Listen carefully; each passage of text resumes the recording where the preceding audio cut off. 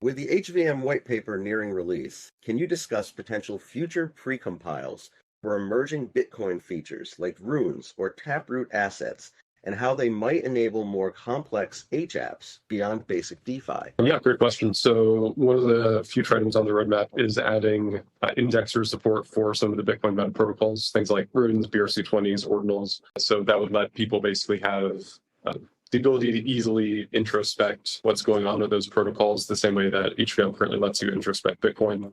So like right now, you can ask, what's the Bitcoin balance at this address?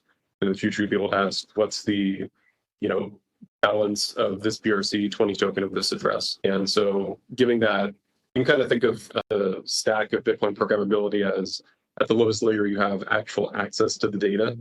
What is going on with Bitcoin, what is going on with the meta protocol. And then on top of that, you have the abstraction layers like Bitcoin Kit that make it easier to use. And on top of that, you have DApps that look at that data and find interesting, creative ways to build DApps around that, whether that be, a tunneling system, whether that be a lending protocol. There's also the potential for, and it's probably less interesting, it's more of a cool thing from a tech perspective, but probably wouldn't get a lot of use, but being able to take Ethereum assets and tunnel them to Hemi and then lock them in a contract and create a representative token on Bitcoin that represents those assets as a sort of bearer bond that then people could trade around in the Bitcoin ecosystem on a meta protocol and then bring back to Hemi to redeem that underlying Ethereum asset. So there's a lot of cool stuff you can do once we have access to that actual raw data and index those meta protocols.